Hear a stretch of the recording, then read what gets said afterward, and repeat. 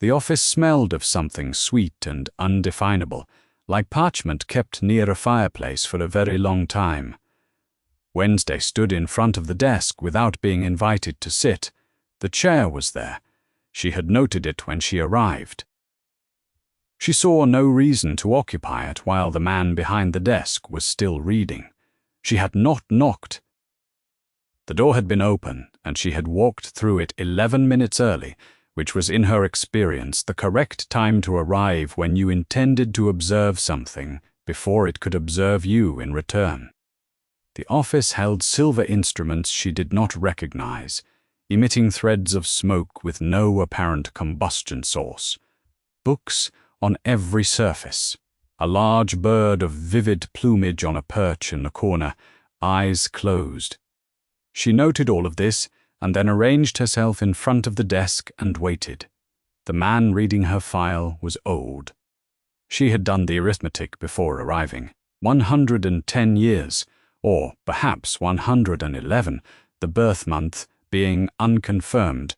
His hair was silver and his beard was silver, and both were long enough that she classified them separately from his face, the way you classified a particularly large feature of a landscape separately from the landscape itself. He wore half-moon spectacles and robes of a deep and deliberate purple. His nose had been broken at some point and healed at a displacement that implied neither prompt attention nor subsequent concern. His eyes, when he looked up from the file and over the spectacles, were blue. A concentrated, specific blue, of the kind that appeared in people who had spent a very long time paying attention and had learned to let it show. She found him interesting in the way she found very old things interesting. The way a museum exhibited bones. Miss Addams, he said. Professor Dumbledore, she said. He set the file down with the care of someone who had already memorized it and studied her. You arrived early, he said. I arrived at an appropriate time, she said. He appeared to find this acceptable. He said that Hogwarts was currently in a period of what he called post-incident calm. He did not describe the incident. Post-incident meant it was over. Calm meant it was officially resolved. The omission meant it was neither simple nor freely discussable. He said a student was in the hospital wing and that Madame Pomfrey would conduct a brief intake assessment of Wednesday as part of her enrollment. She asked if the student in the hospital wing was dangerous. He is not, Dumbledore said without hesitation, which she noted. She asked if the situation that had put him there was dangerous. This time there was a pause. Considered rather than uncertain. There was a difference between not knowing what to say and deciding what to say. And she had learned to distinguish one from the other. Less so than it was, Dumbledore said, as of yesterday. She held that. Less so than it was did not mean no. She filed the distinction. He said she would be assigned quarters, that she would join what remained of the term, that full enrollment began in September. He delivered this in the manner of a person completing a required sequence, and then waited. She said, "The student in the hospital wing. What put him there?" A longer pause. "An encounter," Dumbledore said, "with something very old and very unkind." He did not elaborate. She did not press. Asterisk. The woman who came to collect her was Professor McGonagall, 56 years old by Wednesday's calculation, wearing tartan robes with the conviction of someone for whom a choice made long ago. Her hair was secured in a bun that expressed a firm view about deviation. Her spectacles had square frames. She walked quickly and without concern for whether Wednesday was keeping pace. Wednesday kept pace. The castle was larger than it appeared, and it kept being larger the further they went. The stone had the quality of stone that has been inhabited for a very long time, not simply old but accumulated, dense with the residue of everyone who had ever lived in it. The staircases moved. She observed this without comment. The portraits in the corridors tracked their passage with an attentiveness that implied not painted eyes, but something that was actually noting them, filing the information. The torches on the walls burned without wavering in drafts that should have reached them. At the entrance to the hospital wing, McGonagall told her that Madame Pomfrey would complete the assessment and that breakfast was at 7:30. Then she left. Wednesday went inside. The hospital wing smelled of antiseptic and clean linen, and beneath both, the cold mineral smell of old stone. The beds were precise, the curtains on their rails were white, the light was adequate and unsentimental. At the far end of the room, a boy lay unconscious in one of the beds. She registered him as small. This was the first observation, and it organized everything that followed. Small and thin in the specific way of someone who had not received, at a consistent rate, sufficient quantities of what growing required. He lay on his back with his arms at his sides, in the posture of a person who had not moved voluntarily long enough for the body to make its own arrangements. His hair was black and inclined in several directions at once. His glasses were folded on the table beside the bed. His face was pale and still, and 11 years old. On his forehead there was a scar. She stopped in the doorway, lightning bolt-shaped, approximately 4 centimeters. 10 years old, if her prior research was accurate. A 10-year-old scar should simply be part of the landscape of a face by now. It should have settled. It should have become unremarkable. It had not settled. There was something in the color of it, or in the texture, or in some quality she did not yet have a word for, that kept pulling her eye back involuntarily, the way the eye returned to an object that was not quite registered correctly against its background. The color was almost right for an old scar. It was also, to the same degree, almost wrong. Wrong shape for a burn, wrong color for a bruise. And there was something beneath the surface of it, some quality that was not quite static, as though the scar were not finished with whatever it was doing, as though something in it were still moving. She could not confirm the movement. The impression did not go away when she looked at it directly. She filed it under investigate. Madame Pomfrey emerged from behind a curtain with the efficiency of someone who considered the hospital wing her jurisdiction and everyone who entered it a problem that was now hers to process. "Miss Addams," she said, "sit here, please." Wednesday sat. She answered the questions. She extended her arm when directed and did not volunteer anything, not specifically requested. This was her standard approach to medical assessments, and Pomfrey appeared to share an equivalent principle, because the assessment was efficient and contained no unnecessary conversation. Throughout it, Wednesday kept her eyes on the boy in the bed. "What happened to him?" she asked. Pomfrey did not look up from her clipboard. "I'm not in a position to discuss other patients. Is that a medical restriction or an institutional one?" A brief pause. "Both," Pomfrey said, and continued writing. Wednesday received a room number, a meal schedule, an enrollment timeline, and then she was expected to leave. She walked to the door of the hospital wing and stopped at the threshold. She looked back. The boy had not moved. The glasses were still on the table.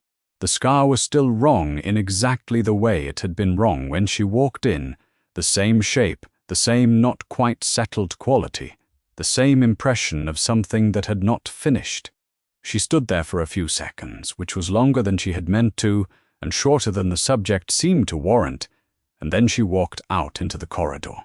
She would come back tomorrow. She would bring her journal. She would look at the scar more carefully and write down precisely what was wrong with it in whatever precision her current vocabulary could achieve. And then she would find more precise vocabulary. The scar would still be there in the morning. She was not concerned about waiting. She did not sleep particularly well. She lay awake composing the same list approximately 40 times over the course of several hours. The list had one item on it. It always said the same thing. The scar is wrong. She had observed a great many wrong things in her life, and they had not troubled her sleep before. She did not find this parallel comforting. She got up before 6. She took her journal, a small black notebook with a cloth cover and a clasp, and went out into the corridor. She told herself she was returning to the hospital wing because it was the appropriate next step in a systematic assessment. She did not examine this claim closely. The wing was quiet at this hour. Madame Pomfrey was at the far end with her back to the room, occupied with a supply cabinet. Harry was in his bed, in exactly the arrangement she remembered, which meant he had not moved. She sat in the chair beside the bed. She opened the journal to a blank page, balanced it on her knee, and looked at the scar. In the early morning light it was, if anything, more wrong than the evening before. She looked at it for a long time. Then she reached out, not to touch, but to measure the shape with 2 fingers extended, and her wrist grazed the back of his hand. The vision came immediately. She did not lose consciousness. She remained in the chair. From the outside she was still. From the inside she was seeing. Asterisk. The first thing was the scar, and from the inside it was nothing like what had appeared from the outside. From the outside it was a mark on skin. From the inside it was a seam. The record of a place where something had tried to pass through and had been turned back. She understood this not in words, but in the direct way. She understood things when the visions came, not translated, simply known. Something had arrived here with enormous force and intention, and something else had met it, and the seam was where the collision had not resolved. Cleanly, the color of the magic was green. Not a green she had a word for, vivid and cold and unlike anything she had encountered before. It was 10 years old, but it was not quiet. It still moved, faintly, with the slow, irregular motion of an ember too far from the fire to catch, but not far enough from it to be safe. She noted the color. She noted the movement. She noted the direction. The magic was not coming from Harry. It had come through him. A wound that originated in its subject moved differently from one that originated elsewhere and was merely hosted. This was the latter. Asterisk, the second thing she had no ready language for, and so she used the closest shape, a lattice. It covered him the way bark covered a tree, not rigidly, not bolted on from the outside, but organically, as though it had grown alongside him, and was now as much his as any other part. It was warm. This was unexpected. She noted the surprise. The thing in the scar had been cold. This was warm in the way that living things were warm. Not the warmth of fire, but the warmth of something in the business of maintaining itself. She recognized the difference between a wound and armor. This was armor. She did not know its origin. She knew its character, protective in intent, active in function, attached to him at a level that was not surface. She filed it under its own heading and moved on. Asterisk. The third thing was small and bureaucratic, and of the 4 things, the only one that struck her as genuinely unlovely. It did not look like magic. It looked like paperwork. The other 2 things, the seam, the lattice, had texture, had temperature, had some quality that implied they had come from somewhere. This had been placed. It sat on him the way a stamp sat on a document. Cold, administrative, produced by a system that had been designed with no particular interest in the person it was applied to. It was watching. not with will or intelligence, but tracking recording, in the automated way that surveillance did when no one was actively attending to it. She noted, not hostile, not a wound, not armor. A third category entirely. She had not expected a third category and found its existence instructive about the limits of the categories she had arrived with. Asterisk. The fourth thing was the thing that nearly made her pull her hand back. She did not pull her hand back. She sat with what she was seeing and breathed and looked. There were two souls in this body. She looked at this slowly, in sequence, with the deliberate application of the observational method, because looking at it all at once would have produced a kind of flinch she did not find productive. One was Harry's. She recognized it as his, the way she had recognized everything else as his. It was young and disrupted, and it had been under considerable strain very recently. It was not only damaged, it was also unmistakably itself, a particular self with a particular shape. The other was a fragment. It was ragged at the edges in the way of something that had not been cleanly separated, but torn. Dark, but not in the way the scar's green was dark.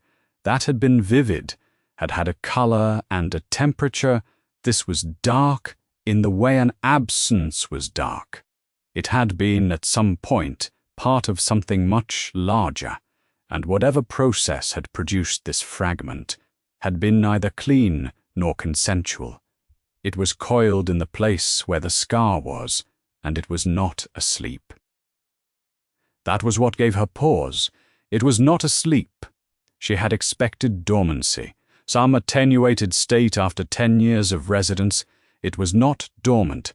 It was present in the specific way of things that were attending to something, oriented toward something. Even if she could not identify what, she registered there is a second presence.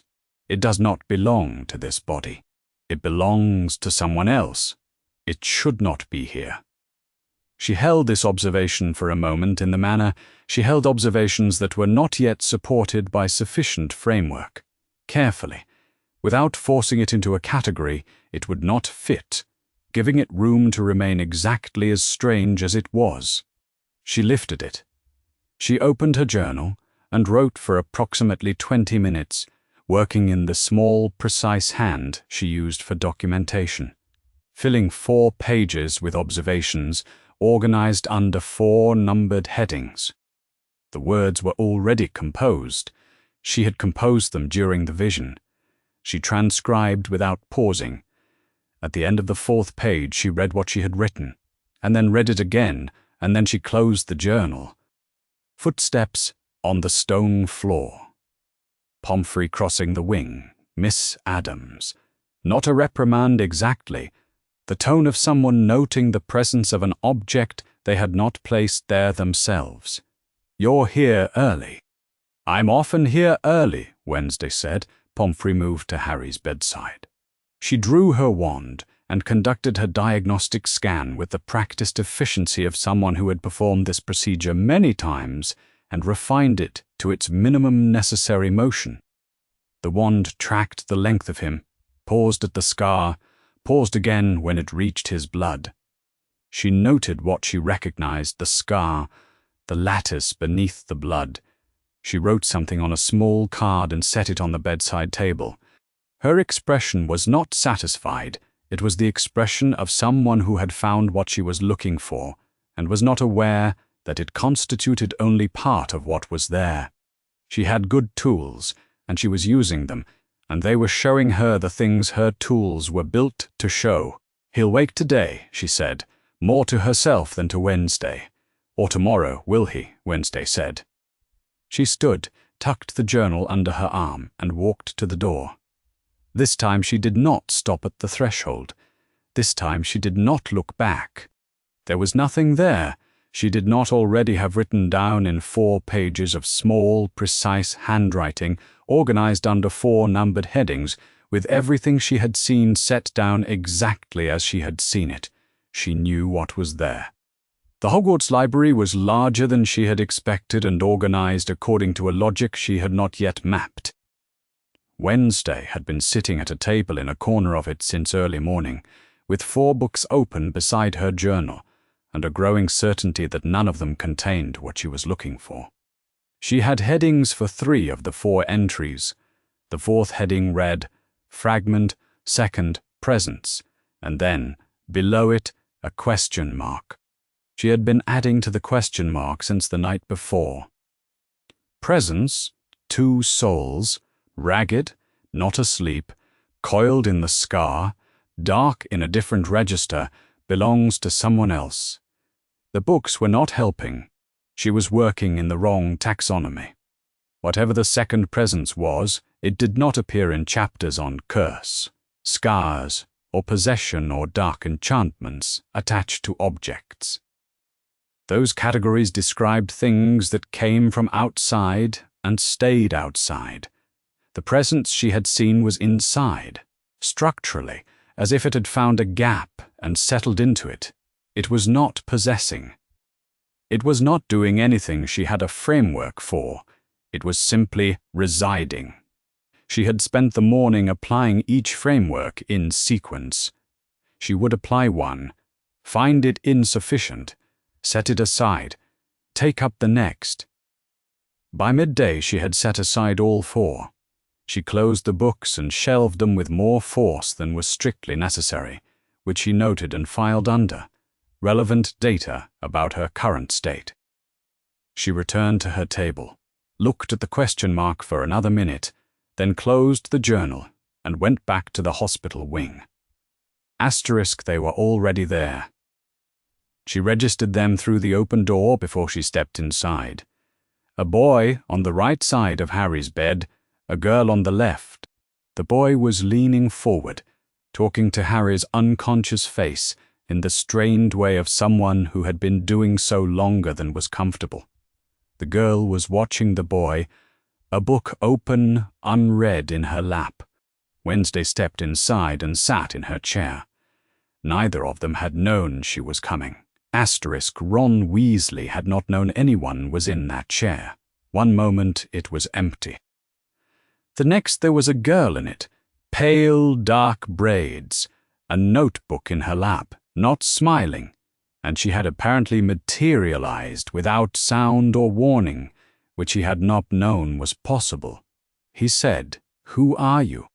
She looked at him with a steadiness he found vaguely unsettling. "Wednesday, Addams," he waited. "Nothing more." "Came right," he said. "Why are you here?" "I'm observing." He looked at Harry, pale, still deeply asleep, black hair on the white pillow.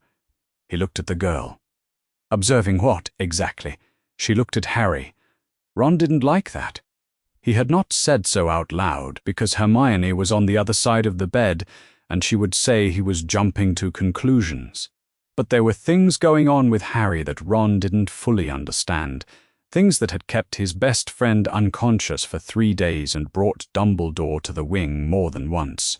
And he especially did not like that this girl he had never seen was sitting in the chair beside Harry's bed, apparently with Pomfrey's knowledge, apparently without anyone thinking to mention it. "Have you spoken to Pomfrey?" "Pomfrey is aware that I have been here," she said. He noticed the precision. She had said what was accurate, and it told him almost nothing. "What's in the notebook?" "Notes," she said. He looked at Hermione.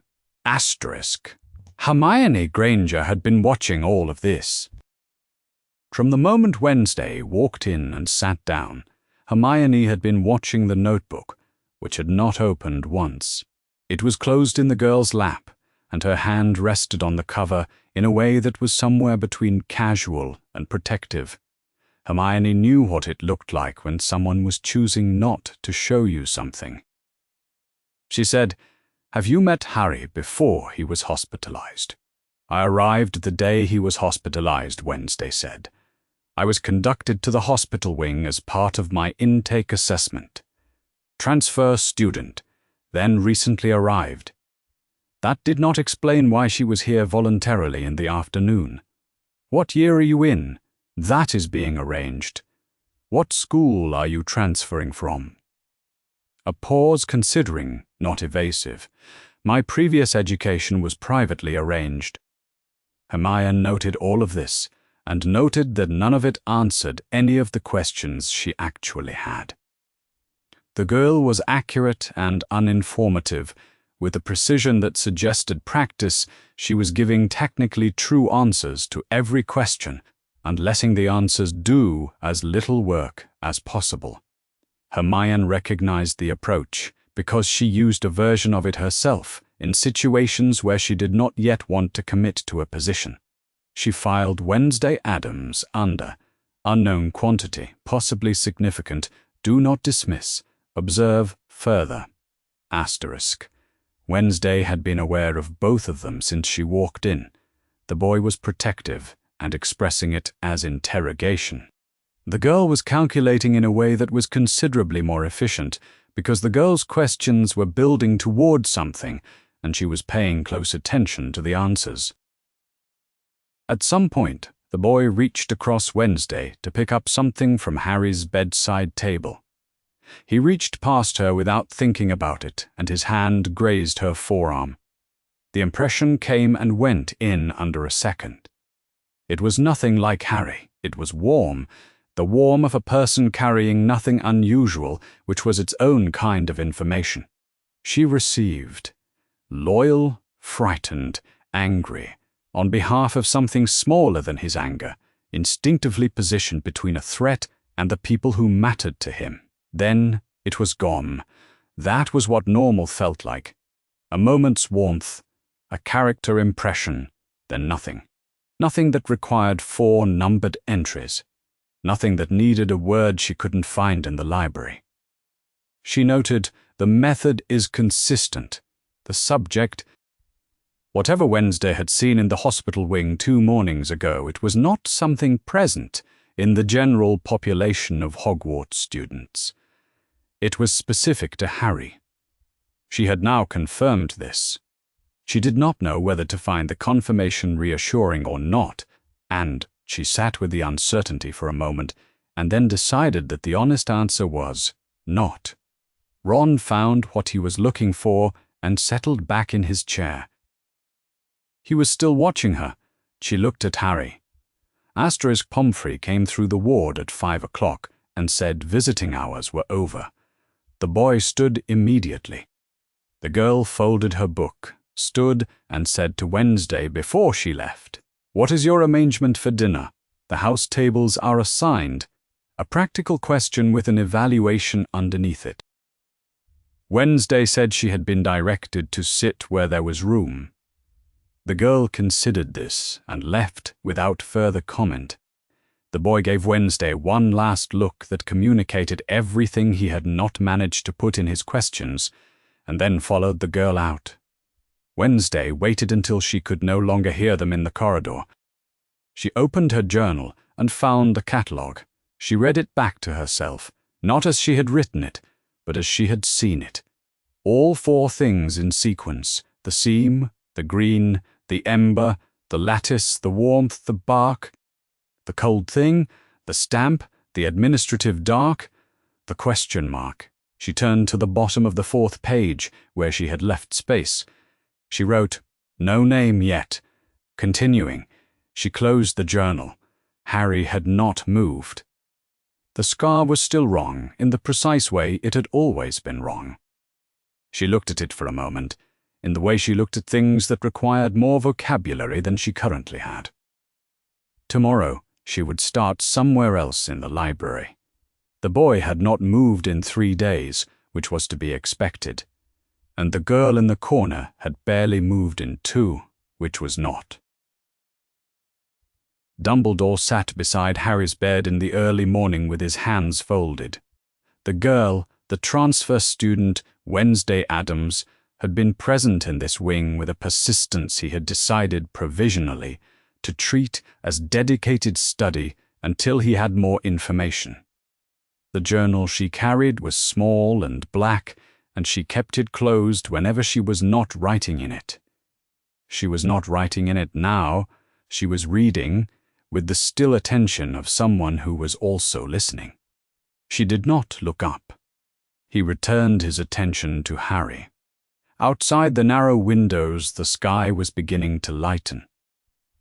Harry Potter was going to wake up soon, and when he did, there would be a great many things to address. The matter of what Harry had seen in the chamber, the matter of what Dumbledore would and would not say in response, the matter of Quirrell's absence, the matter of the long summer ahead. And Dumbledore had been reviewing the order in which to address them for most of an hour. He had also been, he admitted to himself, reviewing the question of the girl in the corner and her small black journal, and had arrived at no firm conclusion regarding either. Harry woke to white ceiling, white curtains, the smell of antiseptic and clean linen. His body was very heavy, which was a thing he had not known a body could be. Not tired heavy, but heavy in the way of something that had been through something. He lay still and looked at the ceiling, and let it resolve into the specific ceiling he recognized as the hospital wing ceiling, and then let his memory do the same, assembling itself into the last things he could account for. The chamber, the mirror doing nothing, Quirrell, the hands, the falling. He remembered approximately everything, and he lay still with it for a moment, because standing up to it took slightly more energy than he currently had. He turned his head. Dumbledore was sitting beside him. "Good morning, Harry," he said. Harry's voice came out considerably rougher than intended. "How long? You have been unconscious for 3 days. 3 days. He registered this, let it settle, looked around. Hospital beds, white curtains, light coming grey from high windows. And in the corner near the window, a girl he had never seen before. Pale, dark braids, dark clothing, sitting very straight with a book open in her hands. Small black notebook on the table beside her. "Who is that?" he said. "Ah," Dumbledore said, "Miss Addams. She is a transfer student who arrived several days ago. She has been finding the hospital wing a useful place to work while Madame Pomfrey completes her intake assessment." The girl looked up from her book. She did not smile. She looked at him the way someone looked at a thing they had been watching for a while and had not yet finished looking at, and then she returned to reading. "Right," Harry said. He still felt like the inside of a cauldron after something had gone badly wrong with it. He decided to address the girl later. Pomfrey came, conducted her assessment with brisk efficiency, left water and toast, and went to attend to the far end of the wing. Dumbledore remained. Wednesday remained. Harry ate the toast slowly and found it required more effort than it should. After a while he said, "What happened to Professor Quirrell?" Dumbledore was quiet for a moment in the particular way that meant he was deciding how to answer rather than whether. "Professor Quirrell," he said at last, "is gone." Harry held that. Gone was a word that covered quite a lot of territory. He thought about Quirrell's face with Voldemort's face on the back of it. He thought about the hands. He said, "Gone? How? He will not be returning to Hogwarts," Dumbledore said. His voice was gentle and entirely uninformative. "I want you to know that what you did was extraordinarily brave. What was asked of you in that chamber was more than should have been asked of a child." Harry did not say anything to this. In the corner, Wednesday had stopped reading. The book was still open in her hands, but she was no longer looking at it. She was noting, "Gone." A single word deployed to cover the territory between dead and destroyed and simply departed, between removed and fled, and finished, selected with the care of someone who was not lying and was also not committing to any specific truth. She had observed this same method 3 days ago, in this same headmaster's office. The headmaster said what was accurate. He did not say what was complete. She noted, "consistent." She opened the journal to a fresh page and wrote down the word gone, and below it the 4 things it might mean in order of descending probability. "Will Voldemort come back?" Harry asked. "Not in the immediate future," Dumbledore said. "The obstacle he encountered in you has set him back considerably. For now, you are safe. For now." Wednesday noted that one as well. Asterisk, they came at 10 o'clock, just after Pomfrey had returned to her supply cabinet and Dumbledore had left with the practiced efficiency of someone who understood that his hour was finished. Ron, first red-haired and wide-freckled and visibly relieved past the point of pretending otherwise, and Hermione directly behind him. Her hair escaping in several directions, her arms full of what appeared to be a significant portion of the Gryffindor common room library. "Harry," Ron said, and then seemed to feel that this covered the situation adequately. "Hi," Harry said. He was, it turned out, disproportionately glad to see them. The glad surprised him slightly. He had expected to be glad, but the force of it was larger than he'd anticipated, and he was too tired for it to do much. So it sat in his chest, doing something uncomfortable that he ignored as efficiently as possible. Hermione set the books on the table, said, "How are you feeling? We've been so worried. Madame Pomfrey said dizziness was normal."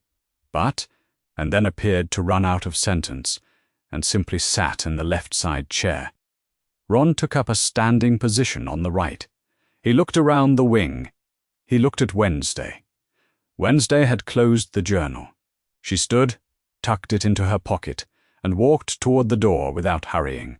"Who is she, transfer student?" Ron said, something particular in his tone, not hostile, but watching the situation closely. "She's been here a lot. While you were, she was just here, writing in that notebook. Hermione says there's no evidence she's a threat.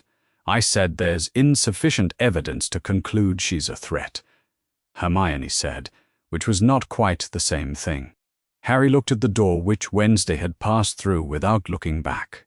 Asterisk, Hermione fell asleep in the chair by mid-afternoon. Ron left when visiting hours ended.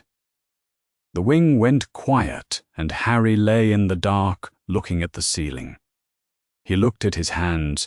They were the hands that had touched Quirrell's face and watched it crumble. They looked like hands. He had expected something to be different about them, but nothing was visibly different about them. He thought about gone. He thought about for now.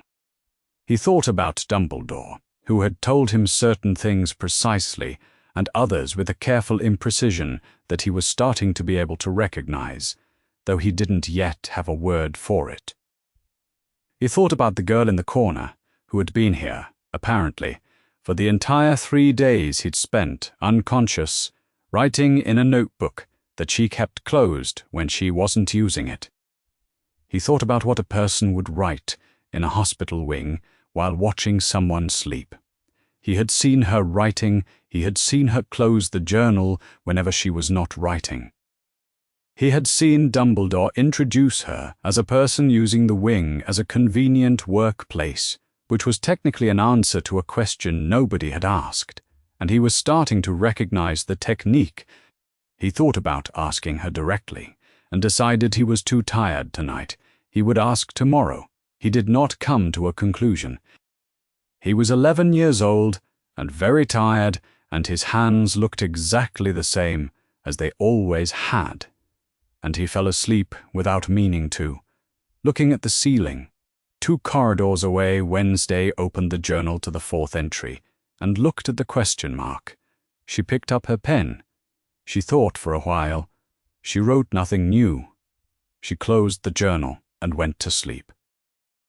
She arrived 11 minutes early, which was her standard practice for unfamiliar meetings with people she had not yet learned to read, and spent the 11 minutes observing the office. The room was very old and accumulated rather than decorated, the stone carrying the particular density she had come to associate with Hogwarts, a sense of presence that was not precisely living, but was not inert. The bookshelves ran floor to ceiling, and held more than books: glass jars with unclear contents, a small set of brass scales, a sphere of swirling silver material that moved without any visible mechanism. On each surface, instruments emitting thin threads of smoke that dissipated before they reached the ceiling, a collection assembled with intent over a very long time. The large scarlet and gold bird was on its perch near the window with its eyes closed. She had noted it on her first visit. She did not recognize the species.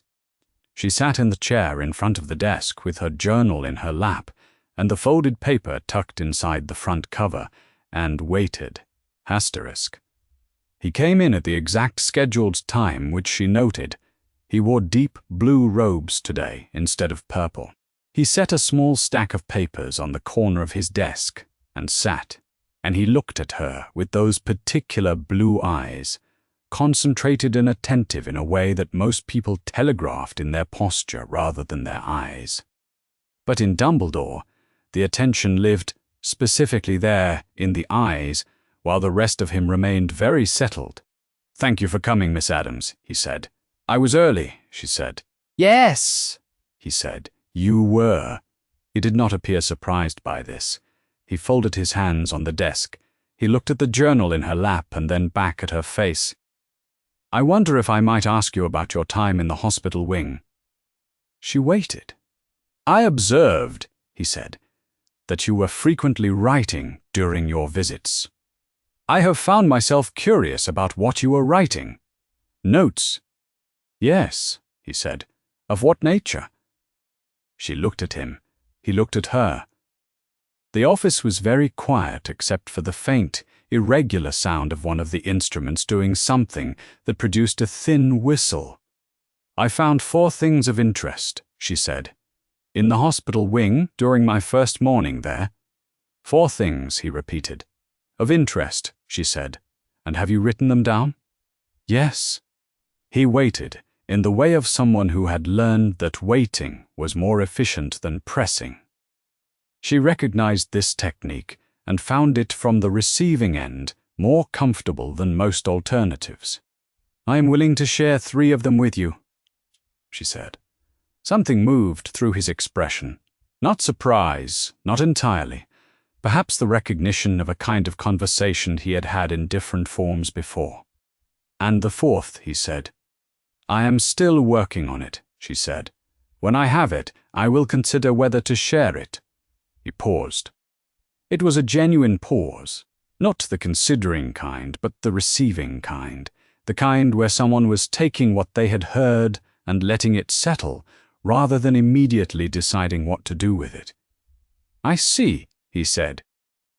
He did not press. She had prepared the copy the evening before in her room, by lamplight. She had sat at the small desk and written out the 3 entries on 3 separate pages in her precise documentation hand, then folded them and placed them inside the journal's front cover to keep them flat. She had written the original entries 4 days ago. She had reread them several times since. She did not need to check the phrasing. She opened the journal, removed the folded pages, and set them on the desk in front of him. "A copy," she said.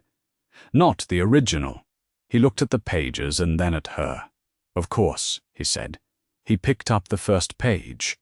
Asterisk. The first entry described the scar. She had written it in 3 sections, what she had seen: a seam, dark magic residue, active, approximately 10 years old. What she had inferred: the magic had passed through rather than originated in the subject. Directionality, suggesting a site of impact rather than generation. Not dormant, she had written. Ongoing. She had included the color, the ember quality, and a note that she had no standard referent for the green. He read it. His face did not change. He turned to the second page. The second entry described the enchantment in the blood. She had written, "A living enchantment keyed to the subject's blood, rather than affixed to his surface. Warm, Organic, grown in rather than applied. Protective in origin and character. Active, not a residue but something still operating. She had written, not a wound, functions as armor. Dumbledore read the second entry more slowly than the first. His hands did not move. His expression did not change, but something shifted in the quality of his stillness, a barely perceptible increase in its density. And Wednesday, watching with the unobtrusive attention she applied to things that mattered, noted it. He read the entry a second time. Then he picked up the third. The third entry was briefest. Ministry origin enchantment, not dark magic, cold, administrative in character. She had written surveillance, not weapon, attached since birth, currently active, origin institutional, category, distinct from the first two. He set the third page down beside the first two. "How did you obtain this information?" he said. "Touch," she said. He was quiet for a moment. "Would you describe the method?" She considered this. It was not a hostile question, it was the question of someone who wanted to understand the mechanism, which she generally considered a reasonable inclination. She also considered that describing the method in detail would tell him things about its reliability and its limits, and she had not yet decided how much of that to share. "Not at this time," she said. He accepted this without visible frustration, which she noted as a point in his favor. "The second entry," he said, "the enchantment in the blood." "Yes. You describe it as warm." "Yes." And organic. "Yes." He did not say what he recognized in it, or how long he had known it, or what its existence had cost him and others over the years. He said, "Your description is precise." "Thank you," she said. "I mean that as an observation," he said, rather than a compliment. "I understood that," she said. He told her she was welcome to remain at Hogwarts. He would make arrangements for her course placement and table assignment and the other matters a transfer student required. She said she appreciated it. He said he hoped she was finding the castle comfortable. She said it was large. He asked her to come to him if the fourth entry became clearer. She said she would consider it. He paused, then said, "I hope you understand that Harry is not a puzzle to be solved." She looked at him steadily. "I am aware of that," she said. "I already know what he is." He looked at her for a moment, a specific, measured look, the look of someone deciding whether to ask the obvious follow-up question. He did not ask it. She picked up her journal and stood. She said, "Thank you for the meeting. Thank you for sharing what you did," he said. She left. She sat for a long time after the door closed. The 3 pages were in front of him, precisely aligned on the desk in the order she had given them. The scar, the blood enchantment, the trace. He read the second entry again. He had known about Lily's protection since the night it was made, in October of 1981, and he had spent 11 years relying on it and building the structure of Harry's protection around it, and he had never once seen it described by anyone who hadn't already been told what it was. This girl had seen it directly and described its character. Warm, organic, belonging, with more precision than he would have managed. He thought about what that implied about the method. He thought about what it implied about the fourth entry, which was not on his desk, and which she had described only as something she was still working on. He looked at the gap where the fourth page was not. He had a strong suspicion about what she had seen. He sat with it, and with the 3 pages that had told him what she was capable of seeing, and he did not permit himself the comfort of hoping he was wrong. Dumbledore had handed him the 3 pages at the end of their meeting that afternoon, without preamble or explanation beyond, "I thought you should see these." Snape had taken them, read the first line, and waited until he was alone to read the rest. He was alone now. His office was quiet. He set the pages on the desk and read them the way he read an unknown potion's component list, ingredient by ingredient, looking for the mechanism beneath the surface, making no conclusions until the full list was in front of him. The first page described the scar. He read it. The characterization was clinical and accurate as far as it went: dark magic residue, approximately 10 years old, active rather than dormant, directional in origin, through the subject, not from him. The color description was unusual. A green, without a standard referent, vivid and cold. He had not seen the scar described in terms of its internal character before, because no one, to his knowledge, had had occasion to describe it that way. He noted this and moved on. He read the third page. Next, out of habit, he preferred to approach an unknown quantity, from both ends before committing to the middle. Ministry enchantment. The trace clearly, though whoever had written this did not use that word. Institutional origin, cold, administrative, surveillance, in character, rather than hostile. Unremarkable, he set it aside. He read the second page. He read the second page again, a living enchantment keyed to the subject's blood, rather than affixed to his surface. Warm, organic, grown in rather than applied, protective in origin and character, active. Not a wound, functions as armor. He set the page down. He had known about the blood protection since the night of the 31st of October, 1981. He had known it with the particular completeness of someone who had every reason to study what it was, and what it had cost, and what it continued to do. In the year since he had read everything available on sacrificial enchantment and found it constituted a thin literature. The subject was not well studied, because it had not, historically, been well understood, and because the conditions required to produce it were not conditions that anyone had chosen to reproduce. He knew the theory. He knew what the theory did not cover. He knew the specific instance of Harry Potter's blood protection with a clinical familiarity that he had spent 11 years maintaining as clinical and nothing further, and he had succeeded at this with approximately the success rate of someone who had decided to maintain a headache as merely an inconvenience. Else. He knew it was warm, he knew it was living, he knew it was keyed to blood in a way that anchored Harry Potter to the Dursleys' house and could not be transferred or replicated.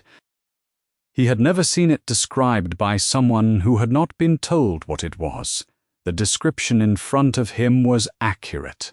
Not approximately accurate, precisely accurate, in the way of someone who had encountered the thing directly, rather than theorized it from component evidence.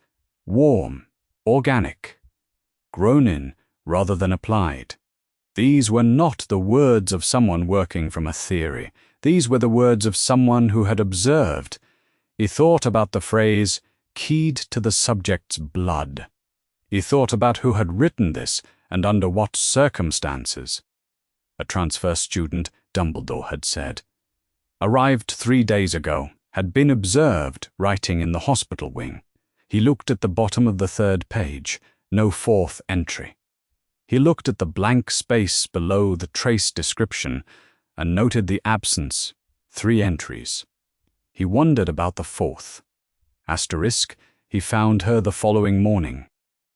She was moving through a corridor on the 3rd floor with her journal under her arm, walking with the particular self-possession of someone who did not need to know where they were going in order to walk there without visible uncertainty. He fell into step beside her without introduction, because introduction seemed surplus to the conversation he intended to have. "You are the transfer student," he said. "I arrived 4 days ago," she said. She did not look up. "You have been in the hospital wing, observing, writing," he said. "Also observing," she said. He stopped. She stopped a half-step later, which meant she had been tracking him peripherally. She turned to look at him. He looked at her. Pale, dark braids, dark eyes, clothing that would not have been out of place in a different kind of school than this one. Her expression was not what he expected, not the slight flinch most students produced, not the particular strain of someone trying to appear unaffected. Her expression was simply neutral. She appeared, as far as he could determine, to be entirely comfortable. He found this interesting and somewhat inconvenient. "Your description of the blood enchantment," he said. "Where did you obtain it?" "Directly," she said. "What does that mean?" "Contact," she said. "Legilimency," he said. "No," she said, and she said it without the defensive coloring most people used when they denied using legilimency to his face. She said it as a statement of fact that she did not expect to be questioned further, which was also interesting. He changed direction. "The description is accurate," she said. "I know. It is accurate in a way that suggests direct observation rather than inference." "Yes," she said. "That implies a method which you have not described." "Yes," she said again.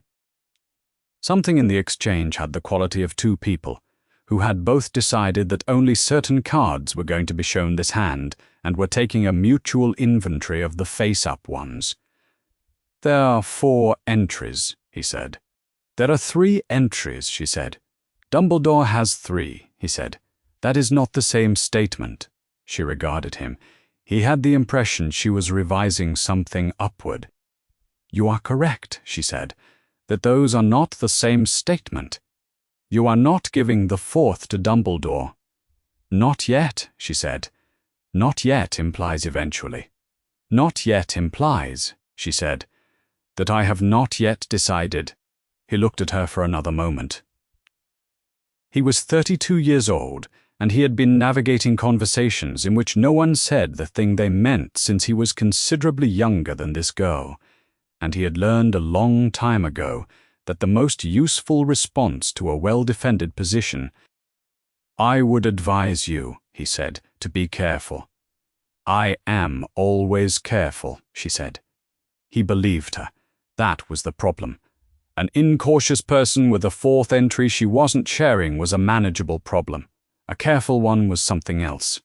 A careful one with a method she had not described, who had independently produced a precise characterization of an enchantment that was not in any textbook on Snape's shelves, who was 13 years old, and met his manner with what appeared to be something close to recognition, that was a problem that warranted attention of a kind he was not yet certain how to apply. "I believe you," he said. He walked away. She stood in the corridor for a moment after his robes had turned the corner, and the sound of his footsteps had faded. Then she continued to her destination. In her room that evening, she opened the journal to a fresh page and wrote, "Professor S. confirms entry 2, recognized the subject without having been told who it was. Knows more than he has said, useful," she added below the first note, without a line between them. He looked at the space where entry 4 should be, the same way the headmaster did. They know there is something. They do not know what. She read both lines back. Then she capped her pen and closed the journal. Outside the window, the last of the June light was going. It was the evening before the end of term. The great hall was louder than Harry had remembered it. He sat at the Gryffindor table between Ron and Hermione and tried to eat something, and found that his appetite had not entirely caught up with his body yet. The hall was bright. The enchanted ceiling reflected the evening sky outside, deep blue, with the first stars just visible, the candles floating below it casting a warm light across 4 long tables. Students who had finished their exams were producing the particular volume of end-of-term that came from people who had spent weeks being obligated to be quiet and were now released from it. Harry sat in the middle of this and felt, faintly, as though he were watching it from slightly outside himself. He was pale. He knew this because Hermione had said so 3 times, and Ron had said it once and left it at that. He was thinner than he had been at the start of term. He had been unconscious for 3 days and awake for roughly 2, and the feast was the first time he had been around other people in any substantial number, and there were a great many people here. He looked across the hall. Wednesday was near the far end of the Ravenclaw table. She had, as far as he could tell, simply found a place where there was room and sat in it. She had a plate in front of her, with a modest amount of food on it, which she was addressing with no particular enthusiasm. And beside the plate, she had the journal open and was writing. Around her, the Ravenclaws, she had apparently inserted herself among, had reached an equilibrium with her presence that suggested they had either decided to accept her or decided that asking her to explain herself. She had not looked over at the Gryffindor table he had been watching. She had not looked up since he arrived. He turned back to his food. Fred Weasley had been watching her since the soup. This was not a complicated decision. A girl he had never seen before was sitting at the end of the Ravenclaw table writing in a notebook during the end-of-year feast, and she had been sitting there for 20 minutes without anyone successfully explaining why, and she had an expression on her face that Fred could only describe as very precise. Fred found very precise people generally interesting, in direct proportion to how certain they were that they could not be surprised. He said to George, "I'm going over. George said she'll eat you. She's half my size," Fred said. "That," said George, "does not seem relevant to what I said." Fred went over anyway.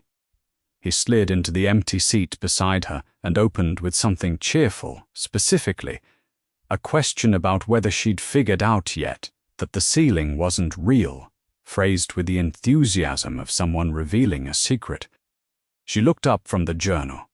She looked at him the way he would later describe to George as being looked at by a very polite crocodile, something that had registered his presence, assessed it, and was prepared to remain exactly where it was while he worked out his next move. She said, "You've been watching me since the soup was served. I assumed you'd come over." Eventually, this stopped 3 of his planned remarks before he could make them. He had the distinct impression she had already arranged the conversation into categories and had assigned him to one of them before he sat down. "Right," he said. She returned to the journal. He went back to George, who watched him arrive with an expression of significant satisfaction. Fred sat down. He picked up his fork. "She said," Fred began. "I know what she said," said George, who hadn't heard a word of it. I could tell from here. George filed this as the most interesting thing that had happened all week. Dumbledore stood. The hall quieted immediately, the way it always did when Dumbledore stood, which Harry had noticed before but now noticed with a slightly different attention. He watched Dumbledore the way Wednesday watched things, looking for the mechanism, the decision beneath the gesture. He did not arrive at any conclusions. Dumbledore was looking at the hall with an expression of general warmth that gave nothing specific away, and Harry recognized this too. Dumbledore said there were a few last-minute points he wished to award. The Slytherin table had been celebrating since supper began, their green and silver decorations already in place, with what looked like an unassailable lead. The hall had settled into the comfortable resignation of knowing the result before the announcement. First, 10 points to Neville Longbottom for demonstrating that courage against one's friends cost as much as courage against one's enemies.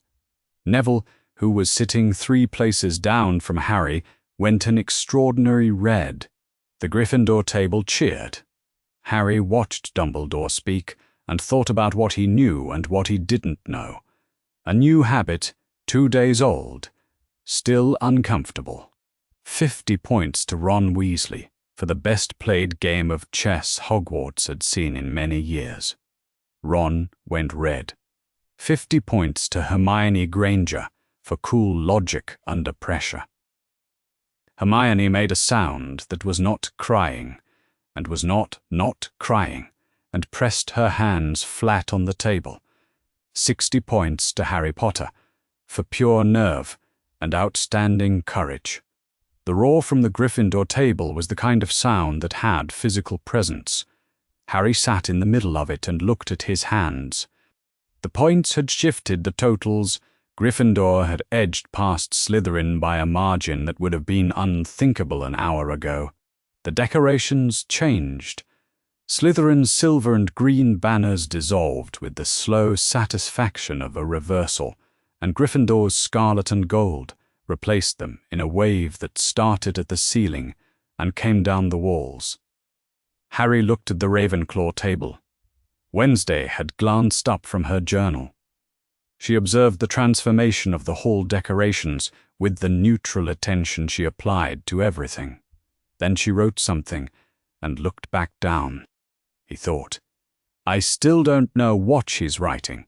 He thought about the night before, in the hospital wing, and the question he had decided he was too tired to ask tonight, and whether tomorrow would be different.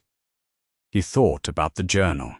He thought about what a person wrote in a journal while watching someone sleep for 2 days. He ate his food. The hall was very loud and very bright, and the stars above the enchanted ceiling were coming out properly. Now the night taking hold outside, and he sat in it and thought. Percy Weasley found Wednesday on his rounds between the main course and the pudding. He stopped beside her seat in the manner of someone who had identified an irregularity and was prepared to address it professionally. He said that as a prefect, he was obligated to note that she should have been sorted before the term-end feast, or at minimum formally assigned a seat by the headmaster, and that sitting at the Ravenclaw table without official house assignment was technically against procedure. Wednesday said she had been told to sit wherever she found a seat. Percy opened his mouth. He looked at her. He looked at the journal, which was closed. Now she had closed it approximately 2 seconds after he arrived, without appearing to hurry. He appeared to be reaching for his next sentence and finding it slightly out of reach. He said he would look into the matter and closed it at that. He returned to his rounds. Wednesday opened the journal again. The feast ended. Students filed out in the loud, relieved wave of people who had finished a year and were ready to be done with it. The tables gradually emptied. Wednesday did not move. She sat in the nearly empty hall and looked at the ceiling. It was, she had concluded, genuinely not possible. The hall's stone roof was solid. She had checked the exterior line of the building during her walk around the castle grounds the previous afternoon. The sky she was looking at was not there. What was there was stone. She was looking at the sky through stone, which was an accurate description of something impossible, and she found things that were accurately described as impossible considerably more interesting than things that were possible and merely unusual. She noted the mechanism is not visible from the inside. This was true of a number of things she had encountered at Hogwarts, and she found it a useful characteristic to note. She wrote in the journal, "He will wake again tomorrow, and he will start asking." She read this back. She considered the sentence. She decided it was accurate as far as she could determine without more information, and closed the journal, and tucked it into her pocket, and walked out of the great hall alone as the last candles guttered out in the last of the blue night above her. He hadn't meant to stay. He had come back to the hospital wing after supper to collect things he'd left, his glasses case and Ron's book, which he'd never actually read and had left on the bedside table during visiting hours. He'd meant to be in and out. The corridor was quiet. Most students were in their common rooms for the last night of term. He pushed the door open. Wednesday was in the chair. His bed had been stripped and reset. Fresh sheets, the pillow squared at the head. The bedside table cleared of the small accumulation of glasses, cases, and water cups, and Ron's paperback that had built up over 3 days. The bed was an empty hospital bed now, and Wednesday was in the chair beside it, which meant she was sitting beside a bed that was no longer his, in a room where she had no particular reason to be writing in the journal by the light of a lamp on the table. She looked up when he came in. He said, "You're still here." "I'm frequently here," she said. "Why?" She looked at the journal and then at him. "I've been working," she said. He picked up the glasses case from the table beside the next bed over, where Pomfrey must have set it.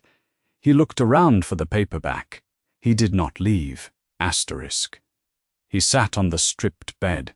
The sheets were stiff and clean, and he sat on the edge of them with his feet on the floor and his hands in his lap, and he said, "What have you been working on?" She said, "You."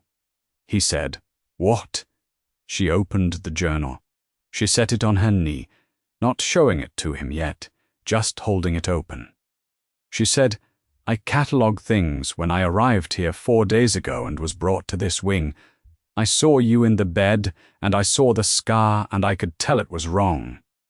The next morning I came back," she said. "I have a hereditary ability. When I make physical contact with a person who carries unusual magical signatures, I receive information about those signatures directly. Not by inference, not through standard magical detection, directly. It is involuntary. I cannot choose whether to receive it." She paused. "I can choose whether to write it down." "And you did," he said. "Yes," she said. He looked at the journal. "How much did you write?" She said all of this without changing her posture or her tone. The immediate fury was present and available. The flatness of her delivery made it harder to deploy. "You went through my—" He started and stopped. Because he wasn't sure how to finish the sentence, he said, "You catalogued me." "Without asking, I did not choose for the reading to happen," she said. "I chose to write it down." A pause. "Does Pomfrey know?" he said. "Pomfrey conducted her own scan while I was present," she said. "Did she find the same things?" Wednesday looked at him steadily. "No," she said. The journal was open. She had a small, very precise handwriting that covered the page densely. 4 pages of it, 4 numbered entries. She held it so he could see the writing from where he sat, though he couldn't read the specific words at this distance. She said, "I'll read them to you." Her voice was flat and precise, and, somehow, these qualities made the information more bearable rather than less. There was no performance in it. It was not dramatic. It was the voice of someone delivering findings. She said, "Entry 1, the Avada Kedavra residue." "A seam," she said, "the record of a place where something had tried to pass through him and had been turned back." The color of the magic was a green she had no standard name for. It was 10 years old and not quiet, still moving faintly like an ember that was not extinguished and was not catching. She said, "The magic did not originate in him. It came through him. A sight of impact." Harry listened. He had been told about the night his parents died by Hagrid, in pieces, on the motorbike and in the hut on the rock. By Dumbledore, in controlled, measured segments. But no one had ever described what it left on him as a detectable thing, a moving thing, something still in the business of doing. Whatever it was doing, he sat with this and did not say anything. She said, "Entry 2, a lattice," she said. It covered him the way bark covered a tree, grown alongside him, structurally part of him, and not part of him at once. It was warm. She had noted the warmth because the first entry had been cold. It was protective in character, rather than hostile. It was keyed to blood, active, not historical. Not a wound, He said, "My mother." She said, "Yes." He said, "You could see, you could actually see. Not in the way of seeing something with your eyes," she said. "In the way of receiving information directly, without mediation." She said, "What I saw was warm, organic." She said, "It is still active. It is still protecting you." She paused. "I do not know the full mechanism. I know its character." He was very still. "She did that," he said. "Not quite a question." "Yes," Wednesday said. She said, "Entry 3. This one," she said, "did not look like magic. It looked like paperwork. It was cold and administrative, produced by a system that had no particular interest in the person it was applied to. It was attached to him," she said, "since birth or early infancy. And it was watching, not with intelligence or will, tracking, recording. Ministry of magic in origin," she said. "Not dark magic." Harry said, "Someone has been watching me." "Yes," she said. "The whole time, since you were born," she said. "It monitors any magic performed in proximity to you. It exists to track underage magic use in Muggle-inhabited areas. Its character is bureaucratic rather than hostile." She said, "I know that distinction may not be immediately useful." It was not. He sat with this and did not say anything, because what he would have said was not something he had words for yet. She said, "Entry 4. He looked up. "Entry 4 is incomplete," she said. "I do not yet have the name for what I found." She read from the journal without looking at him. "There are 2 souls in this body. One belongs here. One does not. The one that does not is a fragment, ragged at the edges, dark, in a way that is categorically different from the first entry, not the green of the Avada Kedavra residue, dark in the way of an absence. It was, at some point, part of something much larger. It is coiled in the scar. It is not asleep." She lowered the journal. She said, "It belongs to someone else.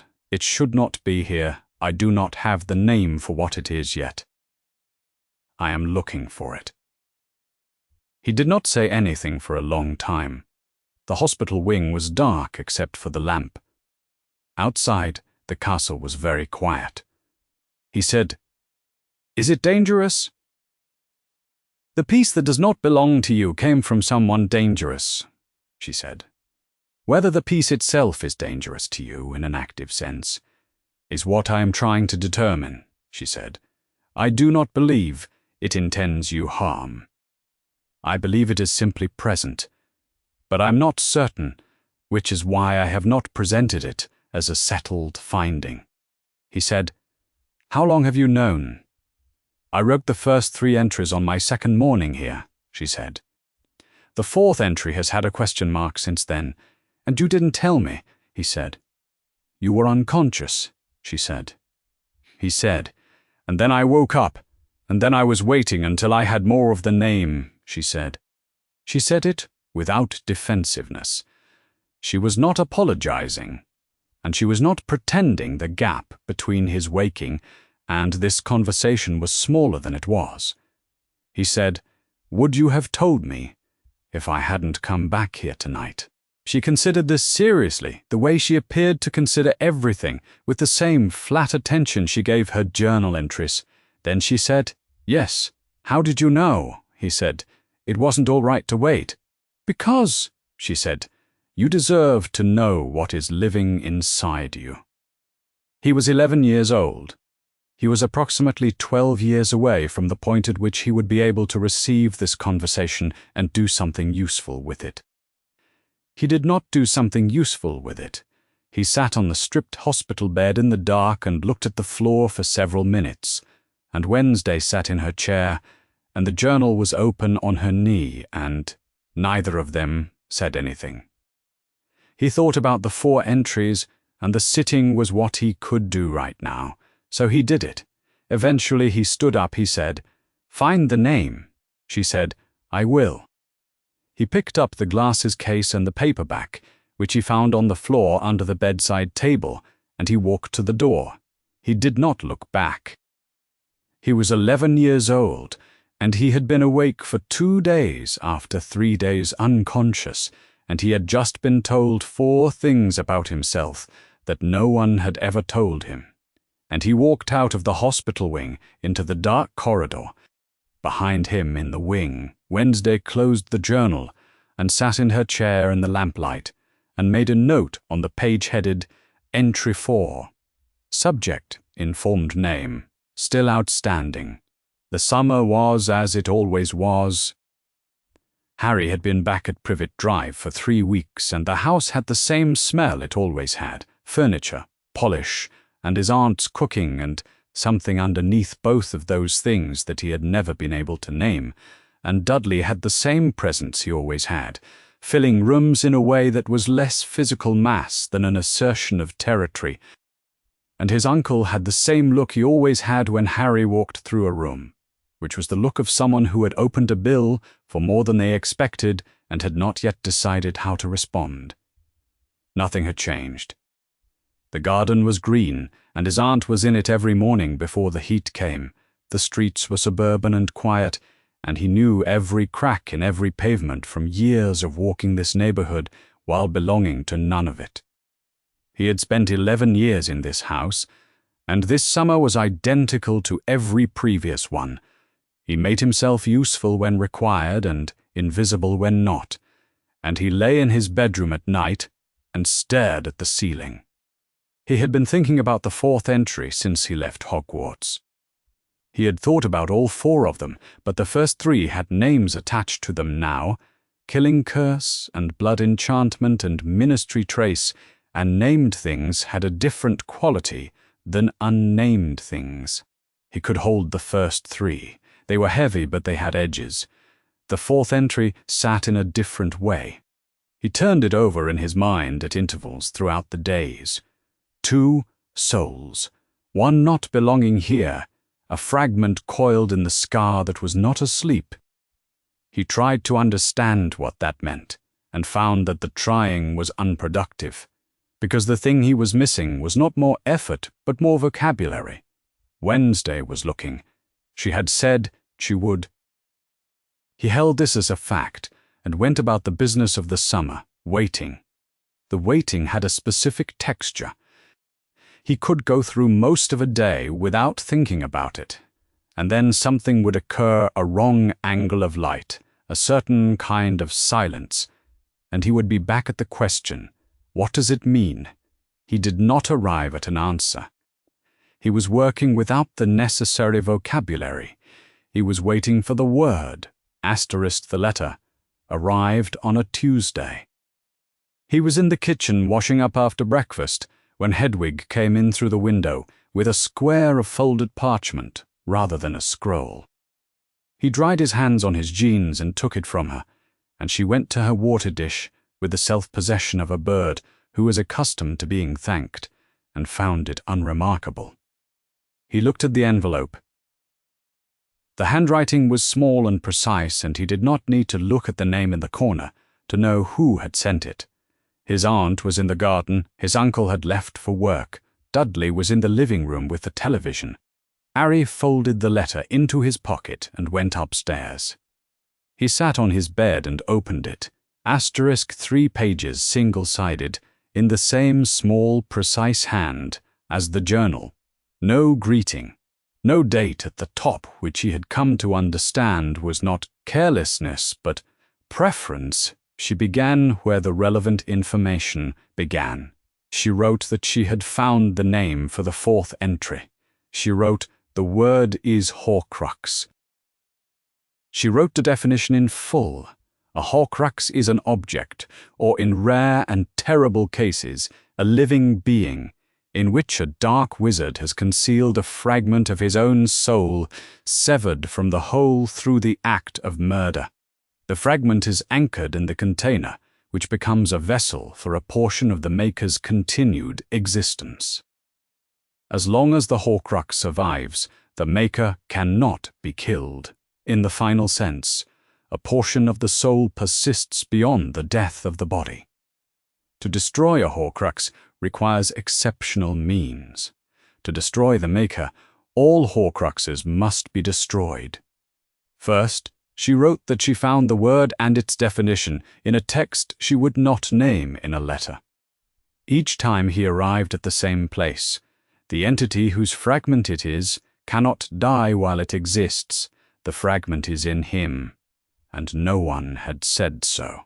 He set the first page down and read the second. She wrote, "You are not the Horcrux's creator. You did not choose this.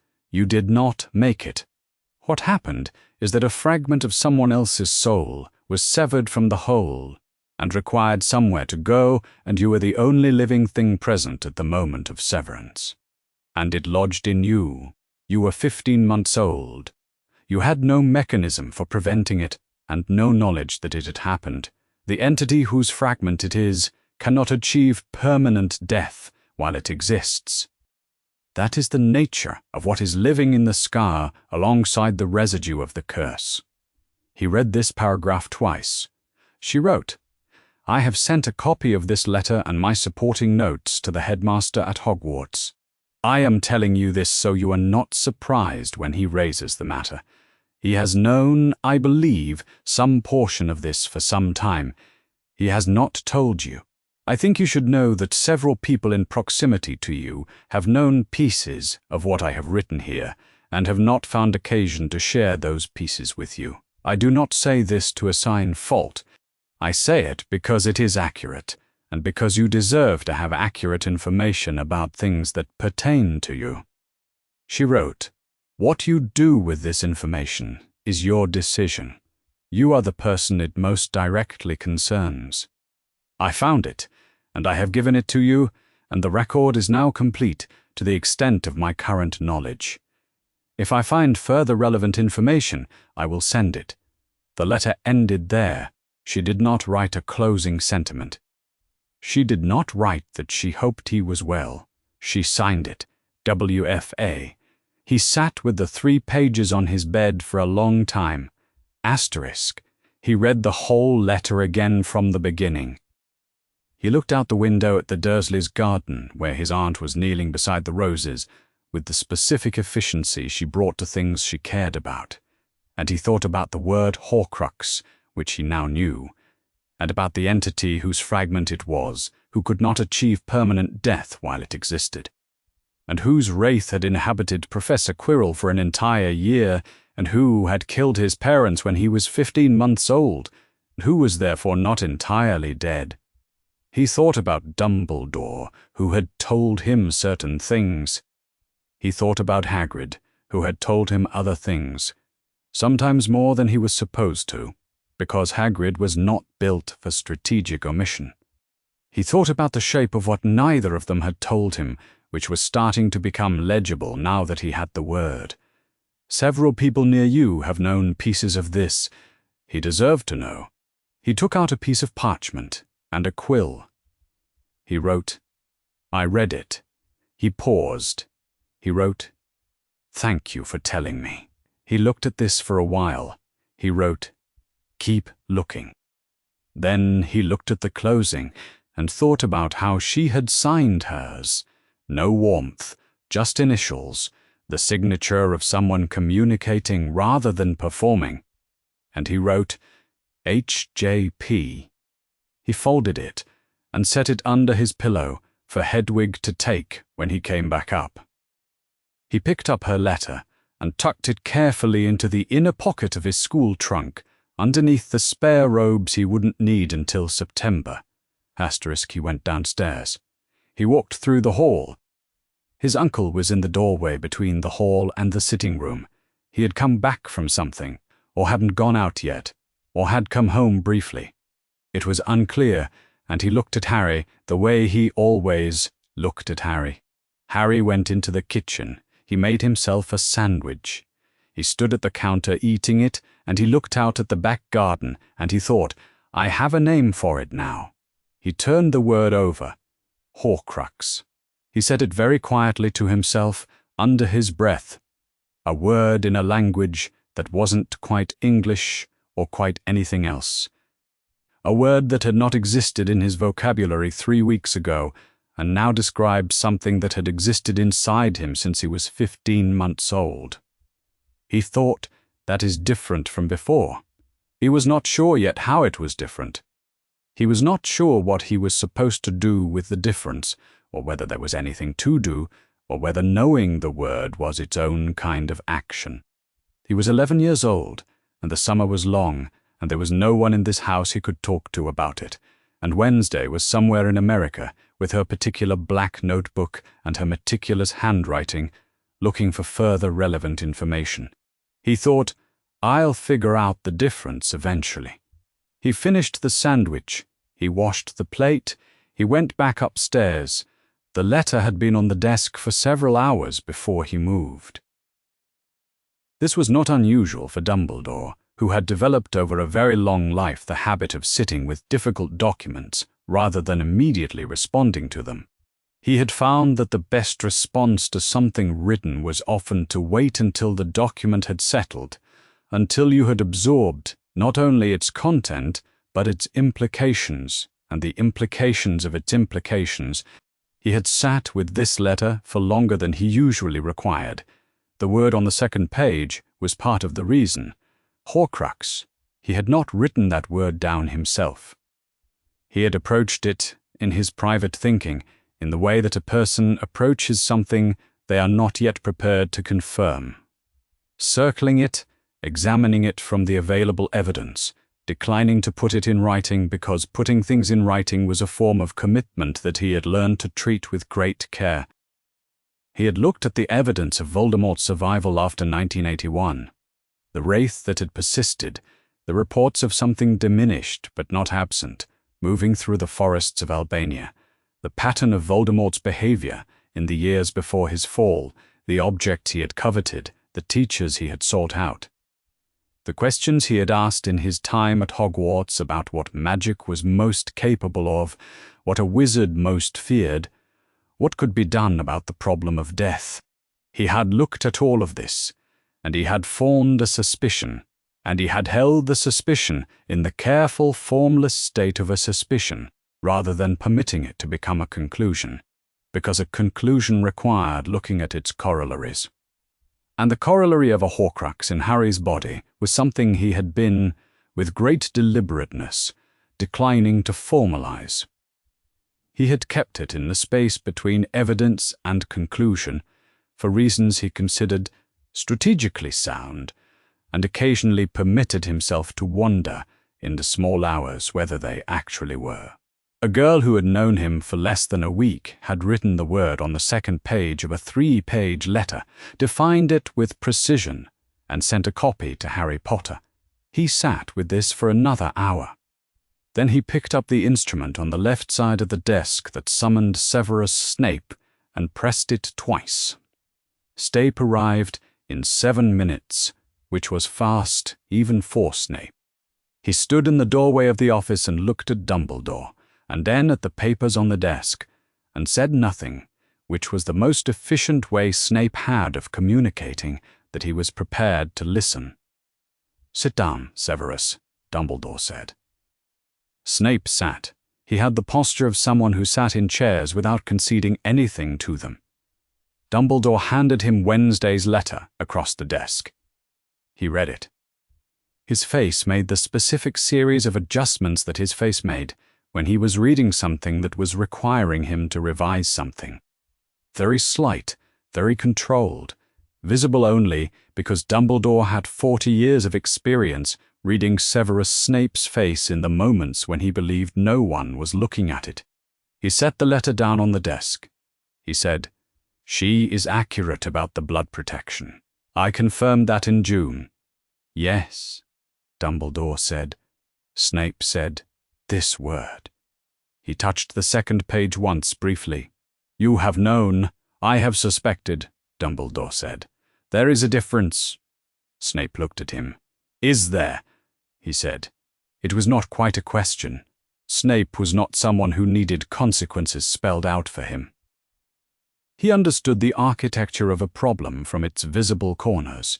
He did not require someone to explain what the interior looked like once he could see the corners. He was 32 years old, and he had spent a decade watching Voldemort at close range, and another decade watching what Voldemort had left behind, and he knew, better than most people currently living, what it cost a human soul to be fragmented. He had studied it. He had studied it in the way that people studied things they did not want to find themselves knowing, because the knowing was necessary. He looked at the letter. He looked at Dumbledore. He said, "If this is true, then killing Voldemort requires." He stopped. The room was very quiet. August at Hogwarts had a particular quality of quiet. The school, without students. The grounds, still. The instruments on the desk making their small sounds into the emptiness. He did not finish it.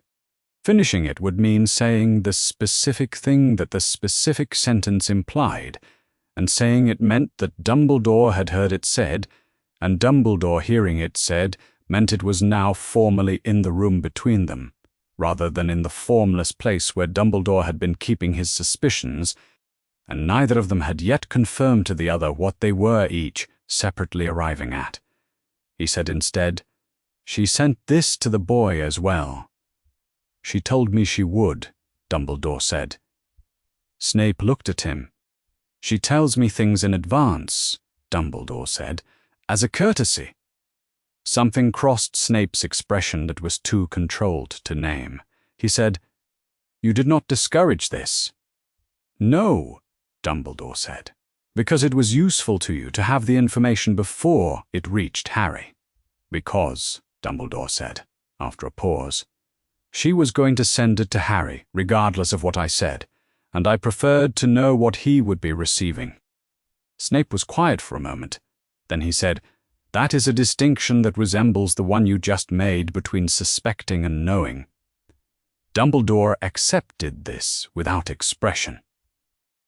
Snape said, "What do you intend to do?" "Watch," Dumbledore said. "Think. Wait for more certainty." "She has already given you more information than you have given her," Snape said. Dumbledore said, "She has." Yes, he said it in the quiet way of someone who had been caught at something, and was not going to make the situation worse by denying it. "What do you want from me?" Snape said. "Your confidence," Dumbledore said. "Your analysis.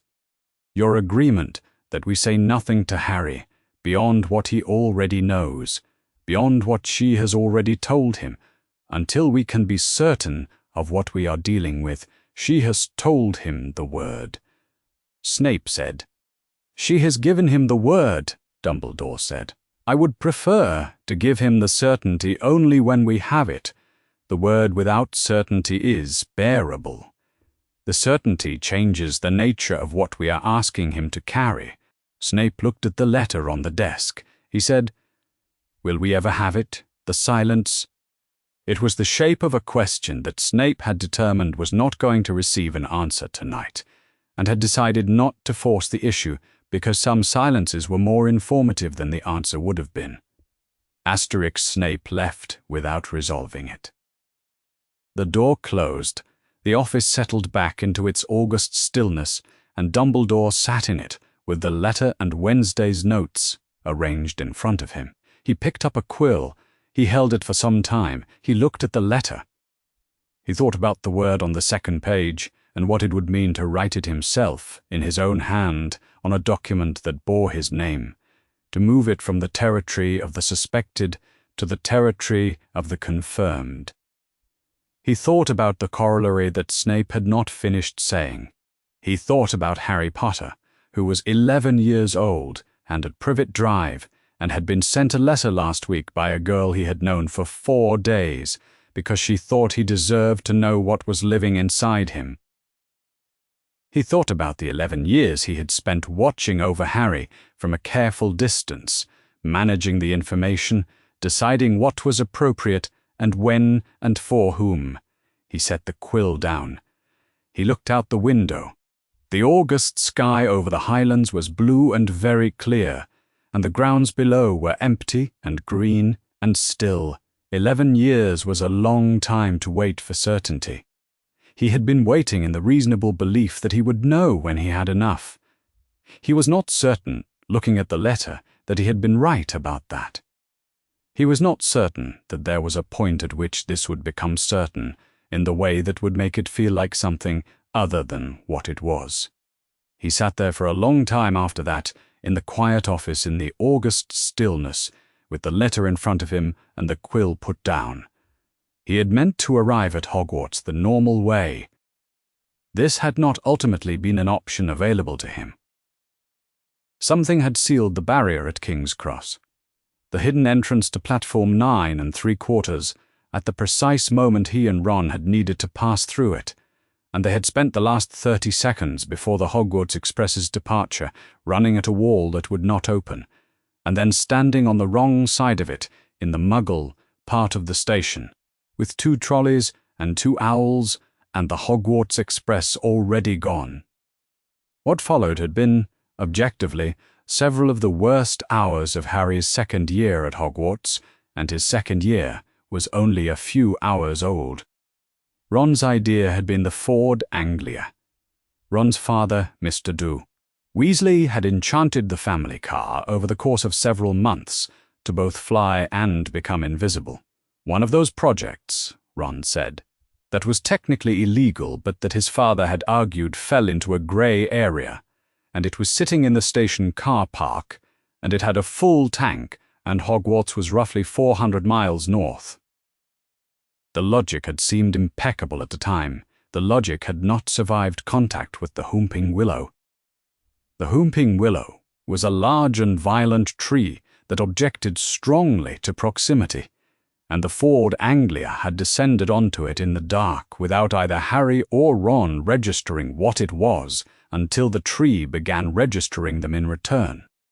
The car had eventually ejected them and their trunks and their owls onto the grass and driven itself into the forbidden forest. McGonagall had met them at the castle entrance with an expression that needed no amplification. She told them they would each receive detention, that she would be writing to their parents, and that the Ministry of Magic was at this moment dealing with the Muggles who had spotted a flying car above Bristol. Snape had appeared at some point during this and added in a voice like a cold fireplace that he had also written to the Ministry and hoped they understood the severity of what they had done. Harry stood in the corridor and listened. Underneath the dressing gown running parallel to the specific embarrassment of being lectured by McGonagall at midnight with bark still in his hair was the simple fact he was back in the castle where Wednesday was, and the summer with its word and its waiting was over. They were eventually released. Harry went to the feast. The new first years were processed in the usual way, one by one through the sorting hat assigned to their houses, led to their tables. Among them was Ron's younger sister, Ginny, small and red-haired, and in possession of Ron's particular quality of visible feeling, who Harry noted briefly as she passed toward the Gryffindor table, eyes wide with the specific look of someone trying to take in Hogwarts. He was looking for Wednesday. He found her at the far end of the Ravenclaw table, in what had apparently become, from June, her default position. The notebook had been replaced by something more substantial, a bound folder, dark-covered, with what looked like a significant amount of paper inside. She was not writing in it. She was looking at it, closed, with one hand resting on the cover, in the posture of someone who had finished something and was deciding what the finished state meant. He walked over. She looked up. He said, "You came back." She said, "I was enrolled. I know." He sat in the empty seat across from her. He looked at the folder. He said the letter was, and then couldn't finish it, because what he wanted to say was something he didn't have the right word for. Not just useful, not just informative, but necessary.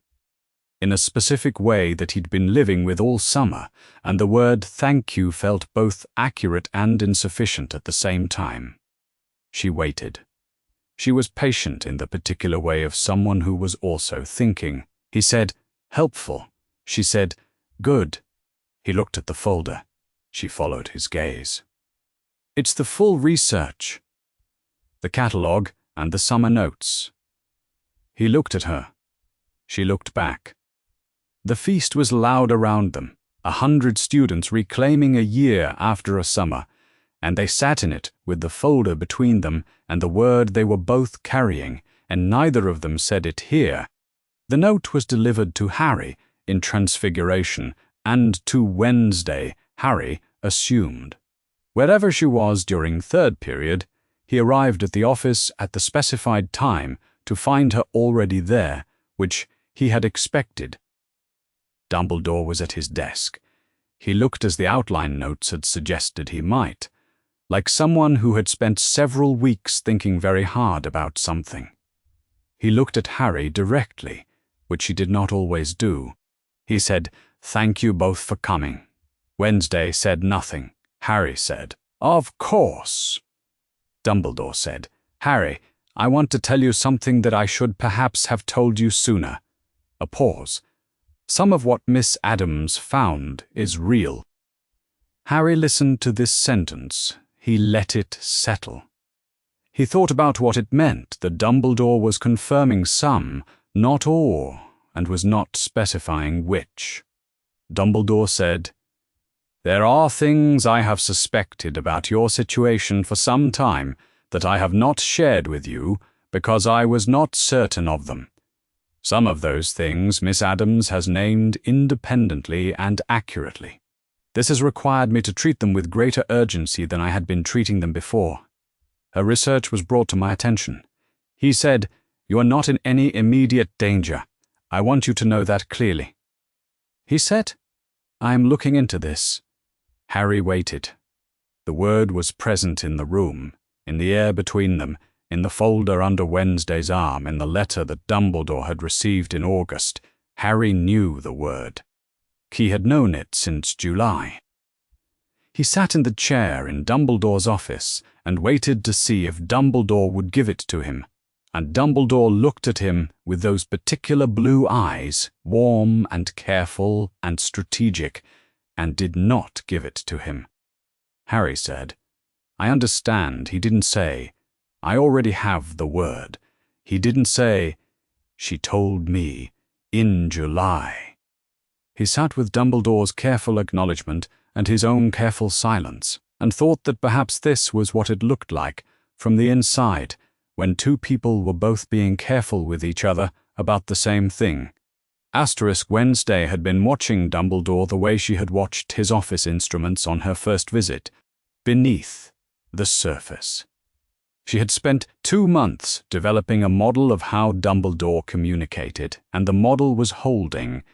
He confirmed what was safe to confirm. He withheld what he had decided was not yet time to share. He did not lie. He left doors open that he did not intend to close, because closing them would constitute a commitment he was not ready to make. She found this method simultaneously admirable and frustrating, which she noted as a data point about herself. She said, "Headmaster." He looked at her. She said, "Is there something you want to add to what I found?" He held this for a moment. He said, "Not at this time." "Will there come a time?" she said. He said, "I hope so. Yes." She considered this. She noted, "He hopes so. He does not say, 'There will.' He says he hopes." A hope was not a promise, but it was a direction. She said she had learned, in 2 months of letters and 1 meeting, that Dumbledore's doors were always slightly ajar. She was deciding whether she found this quality in a person trustworthy or simply strategic. She had not arrived at a conclusion. She suspected the honest answer was both. Depending on the day asterisk. They walked out of the office together and into the corridor, and Harry said, "He knows about it. He suspects." Wednesday said. Harry said, "That's not the same thing." "I know," she said. They walked for a moment. The corridor was empty. Class was in session. Their footsteps were the only sound. Harry said, "What do we do?" She said, "We wait. We keep looking." Harry looked at her. He said, She said, "You asked me to find the name. I found it. You asked me to keep looking. I'm looking," she said. "That makes it we." He didn't say anything for a moment. He thought about the summer in Privet Drive with the word and the waiting and no one to talk to about it. He thought about the folder under her arm. He said, "Okay." He did not say thank you. She did not appear to require it.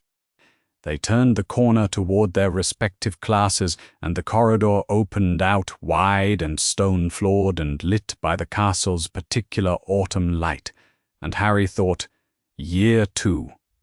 With the word, with someone looking. That was different from before. He had been watching her for 2 weeks. Not in the way of someone with nothing better to do. He had plenty to do. Year 2 had already established itself as busier than Year 1, and there was Quidditch, and there was the matter of Gilderoy Lockhart, and there was the ongoing situation with Ron's wand producing sparks, and small flames at irregular intervals following the Whomping Willow incident. He had things to do. He watched Wednesday anyway, in the available moments between things. He watched her in the library, and in the Great Hall, and in the corridors, moving through the school with the same self-contained precision she'd had in June, the journal now replaced by the bound folder that she carried everywhere, adding to it at intervals and keeping it closed otherwise. He was working up to a question. He found her in the library on a Thursday in October, at a table in a corner, with 4 books open and the folder beside them. The library had the quality it always had in October, the smell of old paper and stone, the particular chill of a room that the castle heating had not quite reached, the candles in their brackets throwing warm circles that did not quite reach each other. Wednesday was reading with the settled attention of someone who had been here a while and intended to remain. She did not look up when he sat down across from her. He said, "Can I ask you something?" She looked up. "You're going to regardless," she said. He folded his hands on the table. He said, "Why did you touch me?" She said, "By accident." "And then you wrote it down," he said. "On purpose," she said. "Yes, why?" She set the book down carefully, marking her page first, which he noted. She looked at him with the steady, neutral quality that he had been thinking about for 4 months, since June. She said, "I saw something wrong." "Just that?" he said. "I have a method," she said. "The method requires documentation. When I encounter something significant, I write it down. What I found in the hospital wing was significant." He said, "You could have kept it to yourself." She looked at him. A pause that was not quite a pause, but was the space around a word she was selecting with care. "I was going to give it to you eventually," she said. He said, "Dumbledore knew about you before I did. He knew you'd been in the wing. He introduced you to me. He was the appropriate institutional contact," she said. Harry said, "Dumbledore knew about the blood protection before you did." She said, "Yes, he didn't tell me," Harry said. She said, "Yes, you told me," he said. She didn't answer. The library was very quiet. The candles made their small sounds. Outside the high windows, the October sky was the deep grey of afternoon, settling into early evening, and the library sat inside it with its books and its stone and its particular stillness. The silence between them had the weight of everything else the conversation had been building toward. "Asterisk," he said. "Why tell me?"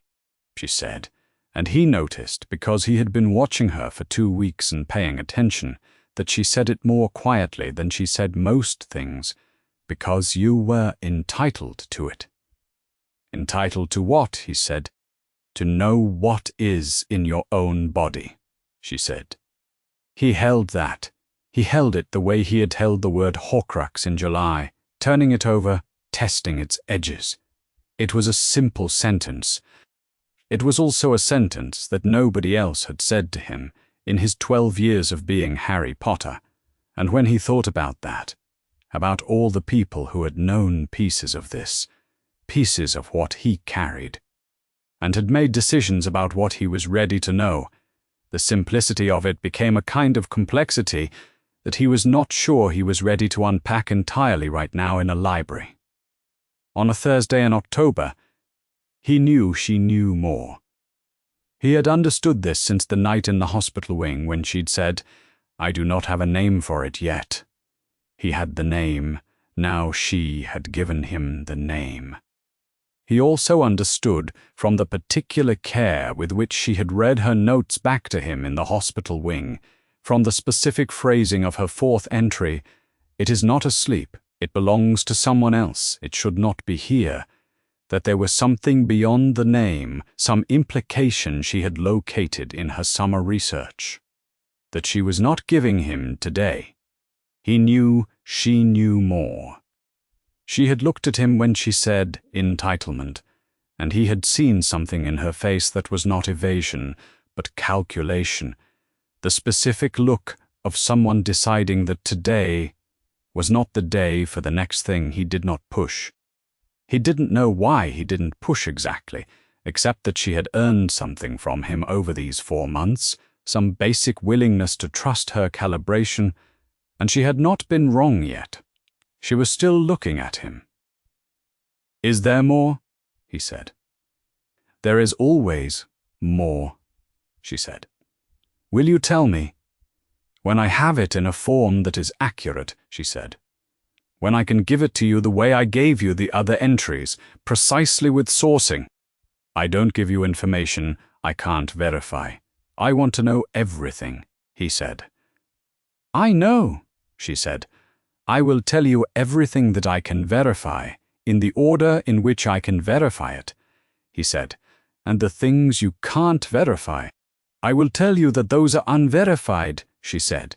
"You can decide what to do with unverified information. That's your decision to make." He looked at her for a moment. He thought, "That's more than Dumbledore does." He thought Dumbledore gives him certainty only when he has it, which means Dumbledore almost never gives him anything at all. And Wednesday had given him a word and a definition and a letter signed with initials, and the word was the most useful thing anyone had handed him since Hagrid told him he was a wizard. He did not say any of this. He said, "Thank you." She said nothing. For her, he had come to understand, nothing was its own form of response, not indifference, not dismissal, but a kind of acknowledgement that didn't require the word itself, that simply received what had been said, and filed it and moved on. Asterisk, he went. She sat for a moment, after the sound of his footsteps had faded into the library's general quiet. Then she turned to a fresh page of the notebook. She dated it, October 1992. She wrote at the top of the page, in her small, precise hand, Subject, HJP Wire 2. Status, ONGOAN. Below that, she drew a horizontal line. Below the line, she began the first entry of Year 2. It was a note about a text she was currently reading, a very old text, found in a section of the library that was not precisely the restricted section, but was adjacent to it in a way that the librarian appeared to have decided not to formalize. The text did not use the word Horcrux. It described the same process under a different name, in a different language, from a different century. She was in the process of cross-referencing it against everything she had established already, because she was careful, because she did not give information she could not verify, because precision was not a style of working she had chosen so much as a fundamental requirement for the work itself. She wrote with the same precision she had applied to every entry since June. She wrote as if the precision were a form of care, because for her it was. The act of writing something down accurately was the act of treating it seriously, which was the act of treating the subject seriously, which was the only way she knew how to do this. The candles in their brackets burned steadily. 4 books lay open on the table, each held at its page by a small brass clip she carried for the purpose. The notebook was filling. Outside the high windows of the library, it was autumn in the Scottish Highlands, the hills beyond the castle grounds, deep green turning to gold, the sky, that particular northern grey blue that had a different quality than any sky she had known in America, sharper at its edges, with the light coming in at an angle that made the stone of the castle look like it had been standing here since before anyone decided to count the years. Somewhere in the castle, Harry Potter was 12 years old and had a word that nobody had intended him to have yet, and a promise of more words in the order in which they could be verified, and the beginning of something that was not quite friendship and was considerably more than information. Wednesday wrote another line.